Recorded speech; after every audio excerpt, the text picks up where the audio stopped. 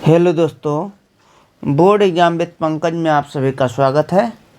12th physics का long answer type question हम discuss करने जा रहे हैं, क्योंकि सभी बच्चों का सबसे बड़ा परेशानी जो होता है लॉन्ग आंसर टाइप क्वेश्चन ही होता है, फिजिक्स में खासकर, क्योंकि उसमें बहुत सारा डेरिवेशन होता है, बहुत सारा जो थ्योरी भी क्वेश्चन होता है उसको बड़ा लिखना पड़ता है। तो याद करने की कोशिश करते हैं, याद नहीं होता है, समझकर फिजिक्स को कीजिएगा तभी फिजिक्स संभव है।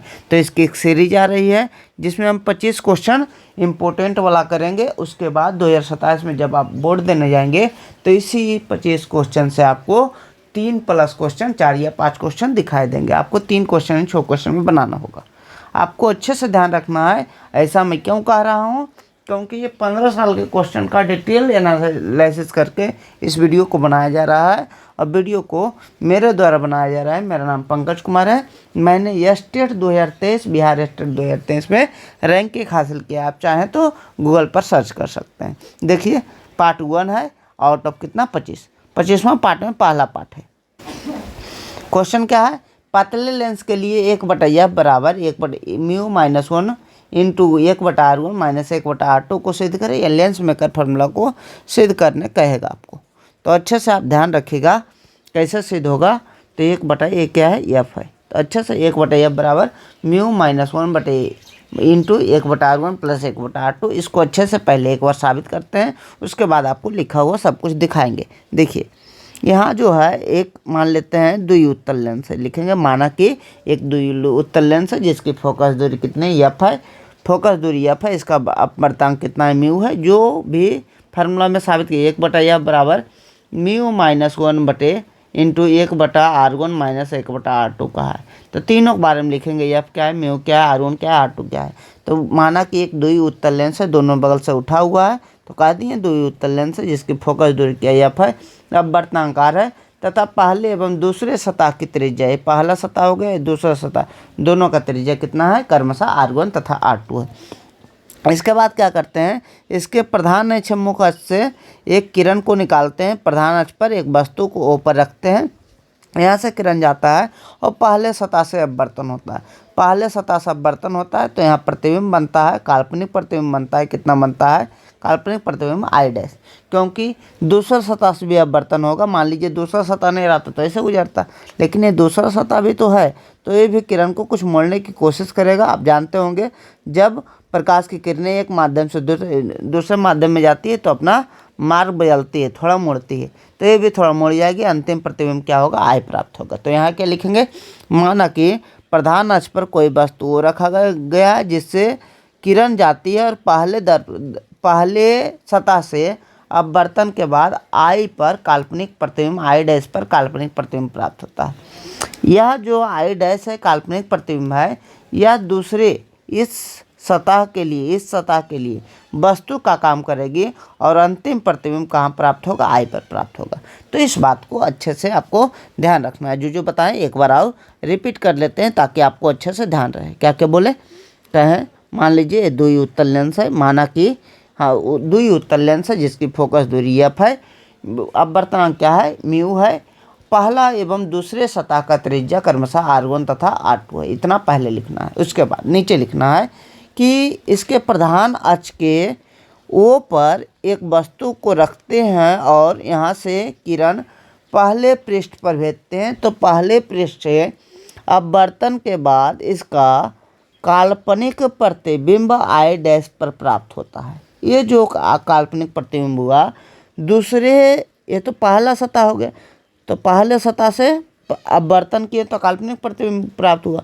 ये जो है काल्पनिक प्रतिबिंब दूसरे सतह के लिए वस्तु का काम करेगा, और वस्तु का काम करेगा, मान लीजिए अगर दूसरा सतह नहीं होता तो यहाँ प्रतिबिंब बनता, लेकिन दूसरा सतह है तो इससे भी अपवर्तन होगा, किरण को मोड़ेगा, तो I पर अंतिम प्रतिबिंब प्राप्त होता है। इसको क्या बोलते हैं, प्रतिबिंब की दूरी को भी बोलते हैं, इसलिए इसको V' बोल दिए। वस्तु की दूरी को क्या बोलते हैं, वस्तु की दूरी को, प्रतिबिंब की दूरी को क्या बोलते हैं, प्रतिबिंब की दूरी को हम कहते हैं V, इसलिए V' हो गया। फाइनल प्रतिबिंब I पर बना, इसलिए इसको V कहेंगे। वस्तु की दूरी को U बोलते हैं, क्या बोलते हैं, U बोलते हैं। इस प्रकार इसका प्रतिबिंब क्या है, म्यू है। अब अच्छे से जो हम समझा रहे हैं उस बात को अच्छे से 1-1.5 मिनट में अच्छे से समझिएगा। अगर किसी सतह से अब बर्तन होता है, मान लीजिए ये हमारा एक सतह है, इस सतह से अब बर्तन हुआ है, यहाँ प्रतिबिंब आई बना है, तो अब बर्तन के लिए आपको तरीका क्या याद रखना है, इसका क्या है, म्यू है, इसके लिए क्या है, 1 है। इस हवा का बर्तन कितना होता है, 1 होता है। तो आपको याद रखना है जिसमें किरण प्रवेश करता है, जिस माध्यम में किरण प्रवेश करता है उसका आवर्तनांक। तो किस में प्रवेश किया, किरण प्रवेश किया, पहला साया हवा साया लेंस में प्रवेश किया, माने म्यू बटे क्या होता है, ये आई डैश है, बटा जो होता है प्रतिबिंब की दूरी। तो इसके लिए प्रतिबिंब की दूरी, पहला सतह के लिए प्रतिबिंब क्या है, भी डैश है, माइनस जिससे प्रवेश कर रहा है दूसरा, जो जिसमें प्रवेश किया उससे प्रतिबिंब की दूरी, और जो बच गया, कौन सा आवर्तनांक बचे, 1 बच गया, उसमें वस्तु की दूरी लेना है। तो वस्तु की दूरी क्या बोलते हैं, यू बोलते हैं। तो यहाँ यू लिखेंगे बराबर, इसको लिखेंगे μ-1 बटा, इसको क्या करते हैं, पहला सतह का जो त्रिज्या होता है उसको r1, तो r1 लिख देते हैं। ठीक है। इसी प्रकार देखिएगा दूसरा सतह से लिए क्या होगा, दूसरा सतह इस प्रकार है। इसके लिए दूसरा सतह के लिए देखिएगा, तो दूसरा सतह के लिए जो दूसरा सतह के लिए वस्तु का काम किया था वो हमारा आई डैश है। आई डैश जो दूसरा सतह के लिए वस्तु का काम किया था, जिसको भी डैश बोले थे, और अंतिम प्रतिबिंब कहाँ प्राप्त हुआ था, अंतिम प्रतिबिंब जो हमारा है यहाँ से इस प्रकार प्राप्त हुआ था आई पर, इसको क्या बोले थे, भी बोले थे।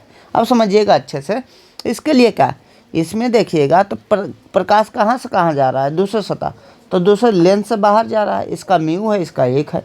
तो कहें जहाँ जा रहा है उसका आवर्तनांक, तो 1 बटा उसका आवर्तनांक बटे प्रतिबिंब की दूरी, प्रतिबिंब की दूरी। तो दूसरा के लिए जो प्रतिबिंब है, दूसरा सतह के लिए जो प्रतिबिंब है वो क्या है, आई है। तो आई की दूरी कितना हुआ, आई का दूरी देखिए, ए वाला हमारा आई की दूरी है, तो एक क्या है हमारा भी है, तो इसको भी माइनस जिससे जा रहा है, इस दूसरा का आवर्तनांक देखिए किससे जा रहा है, म्यू से जा रहा है, तो म्यू बटा इससे देखिए वस्तु की दूरी। तो दूसरा सतह के लिए वस्तु कौन काम करेगा, या आई डैश काम करेगा, यानी वस्तु की दूरी क्या है, भी डैश है, बराबर इस दोनों का आवर्तनांक घटाइए, 1 माइनस म्यू बटा दूसरा सतह का रेडियस लिखिए r2।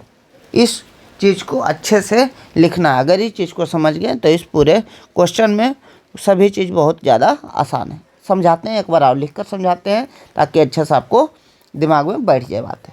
देखिए, जब तक फिजिक्स को समझिएगा नहीं, दिमाग में बात बैठेगी नहीं, और एक बार दिमाग में बैठ गई तो कहना कुछ नहीं है। आपको यही देखना है किस में जा रहा है, उसका आवर्तनांक लेना है। लिखते हैं पहला सतह, इसको क्या कहते हैं, एक मिनट, इसको बोलते हैं पहला सतह, पहला सतह, इसको बोलते हैं दूसरा सतह, इसको क्या बोलते हैं, दूसरा सतह। देख लेते हैं, ऊपर एक फिगर बना हुआ है, उसमें ही अच्छे से हम देख लेते हैं। इस फिगर को आप अच्छे से देखिए, यहाँ बना हुआ है,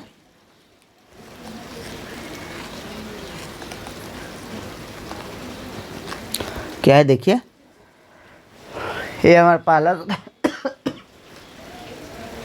पहला सतह से अब बर्तन के बाद कहाँ प्रतिबिंब हुआ, काल्पनिक प्रतिबिंब आई डैश पर प्राप्त हुआ।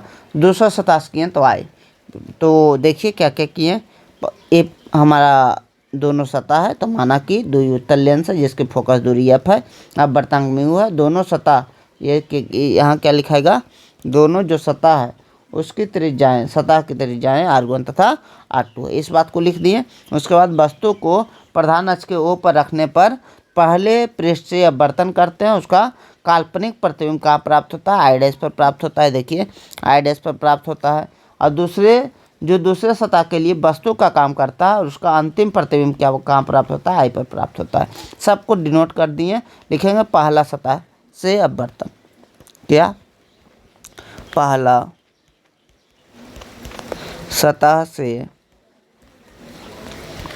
अपवर्तन, अपवर्तन कैसे लिखाएगा, देखिए जिसमें किरण जा रहा है, किस में जा रहा है, तो हवा से, इसका म्यू का मान कितना है, 1 है, यहाँ म्यू का मान कितना है, 1 है, हवा इधर भी है, म्यू का मान कितना 1 है, तो हवा से किस में जा रहा है, तो म्यू में जा रहा है, जिसमें जा रहा है उससे बड़ा प्रतिबिंब, जिसमें जा रहा है तो म्यू में जा रहा है प्रतिबिंब। इसके लिए पहला पृष्ठ के लिए प्रतिबिंब तो आई डैश पर बन रहा है, तो आई डैश की दूरी क्या हुआ, भी डैश हुआ, माइनस किससे जा रहा है, तो पहला सतह से जा रहा है, तो इसका क्या हुआ, अपवर्तनांक कितना है 1 बटा, इसके लिए वस्तु की दूरी क्या है, पहला सतह के लिए वस्तु की दूरी यू है, बराबर म्यू -1 ऊपर जो लिखा हुआ है उसका -1 कीजिए, बटा क्या लिखिए, पहला सतह के लिए तो पहला सतह आर लिखिए दूसरे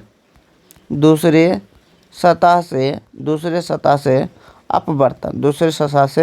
अपवर्तन, समझिएगा। अच्छा, दूसरे सतह से अपवर्तन कैसे लिखेंगे, कहाँ जा रहा है, देखिएगा दूसरे सतह से कहाँ जा रहा है, दूसरा सतह से म्यू है, हवा में जा रहा है, तो हवा का अपवर्तनांक बटा प्रतिबिंब की दूरी दूसरे के लिए, तो हवा का अपवर्तनांक कितना होता है 1, हवा का अपवर्तनांक कितना होता है 1 बटा प्रतिबिंब की दूरी, दूसरा के लिए प्रतिबिंब कौन बन रहा है, तो दूसरा के लिए आप ध्यान में बात भी रखिए, दूसरा के लिए वस्तु तो ये है लेकिन प्रतिबिंब हमारा कहाँ है, आई पर है, तो दूसरा के लिए प्रतिबिंब कौन सा बन रहा है हमारा, देखिए दूसरा के लिए जो प्रतिबिंब बन रहा है वो आई पर बन रहा है, यानी भी 1/v माइनस किससे जा रहा है, एक तो दूसरा लिख दिए इधर चल गया, किससे जा रहा है प्रकाश, तो हमको लेंस से जा रहा है, इसका अपवर्तनांक कितना है म्यू बटा, इसके लिए वस्तु की दूरी क्या है, तो दूसरे सतह के लिए वस्तु कहाँ आई डैश पर है, दूसरे सतह के लिए वस्तु आई डैश पर है, यानी दूरी कितना हुआ, आई डैश से दूरी जो है वो हमारा कितना है, v डैश है, बराबर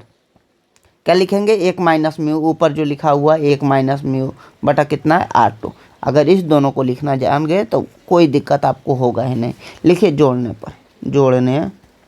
पर अगर जोड़ते हैं तो क्या होता है, देखिए म्यू बटा वी डैश प्लस में है, प्लस माइनस में है, कट जाएगा तो बचेगा क्या, प्लस में 1/v है, माइनस में 1/u है, बराबर ये क्या होगा, ये देखिए म्यू -1 है, म्यू -1 बटा r1 है, म्यू -1 बटा r1।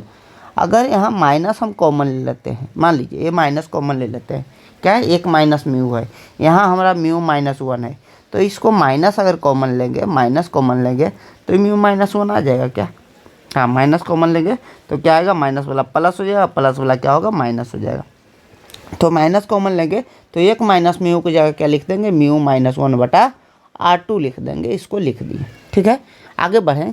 हम जानते हैं कि द लेंथ सूत्र जो होता है 1/f बराबर 1/v माइनस 1/u होता है, 1/v माइनस 1/u की कहा तो 1/f इसका मान लिख सकते हैं, इसका मान कितना लिखेंगे 1/f बराबर म्यू -1 कॉमन ले लेंगे, दोनों से म्यू -1 कॉमन ले लिए तो पहला में क्या बचा 1/r1 minus 1/r2, 1/r1 minus 1/r2, यही साबित करना था।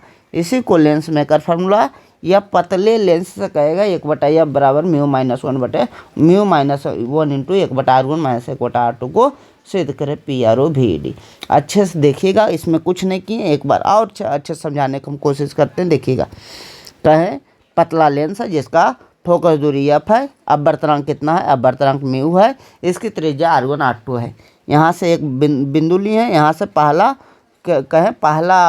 जो सतह है उससे अपवर्तन हुआ, काल्पनिक प्रतिबिंब हमको आई डैश पर प्राप्त हुआ, आई डैश, तो इसको कहें हम वी डैश बोल दिए और इसको क्या बोले यू बोले, इसको यू बोले। तो कहें जहाँ जा रहा है किस में प्रवेश कर रहा है, तो पहला सतह से लेंस में प्रवेश कर रहा है, तो जिसमें प्रवेश कर रहा है उससे बड़े प्रतिबिंब की दूरी वी डैश माइनस क्या है किससे प्रवेश कर रहा है, पहला का अपवर्तनांक किस में से प्रवेश कर रहा है, तो वायु से प्रवेश कर रहा है, तो 1 बटा वस्तु की दूरी बटा बराबर म्यू -1 बटा r1 हुआ। तो इसी प्रकार लिखे दूसरा सतह के लिए, देखें वास्तविक प्रतिबिंब क्या है आई पर बन रहा है, इसको क्या कहें v कहें, इसको अगर v कहें तो समझिएगा किस में जा रहा है, पहले किस कहाँ जा रहा है, तो बाहर जा रहा है, बाहर का मतलब म्यू का मान कितना है, हवा है, तो 1 है, 1 बटा प्रतिबिंब की दूरी, जहाँ जा रहा है उसमें प्रतिबिंब की दूरी लीजिए, प्रतिबिंब की दूरी इसके लिए कौन है, प्रतिबिंब की दूरी कौन, बाहर के लिए, दूसरा सतह के लिए जो वास्तविक प्रतिबिंब बना वही हमारा प्रतिबिंब की दूरी है, तो हमारा भी है, माइनस इसके लिए किससे आ रहा है, तो म्यू से, इस लेंस से आ रहा है म्यू बटा वस्तु की दूरी कौन है, दूसरा सतह के लिए वस्तु का है आई डैश है, तो वी डैश हो गया बराबर 1 - म्यू बटा r, इससे इसको काटे 1/v माइनस 1/u 1/f लिखे, क्या लिखे 1/v माइनस 1/u बराबर 1/f होता है। और इसको क्या किए म्यू -1 बटा r1 है, इसको माइनस कॉमन लिए तो यह हुआ म्यू -1 बटा R2 हो गया और इसको अच्छे से लिख दिए तो हमारा पूरा जो है अच्छे से डेरिवेशन साबित हो गया। इसमें देखिए बहुत ही आसान है, एक बार आपने ट्राई कीजिए, अच्छे से समझ में आ जाएगा। अगर इन 25 क्वेश्चन को एक साथ आप कर लेते हैं, सीरीज को पूरा कंप्लीट कर लेते हैं, तो एक भी क्वेश्चन इससे बाहर नहीं जाएगा। Thank you so much for watching this video. Video अच्छा लगा तो वीडियो को लाइक ज़रूर करें और शेयर कम से कम करें, ताकि जो जिन बच्चों के लिए बनाया गया है वो बच्चे अपने आप देखें और इसमें कमेंट और लाइक कर सकते हैं। Thank you.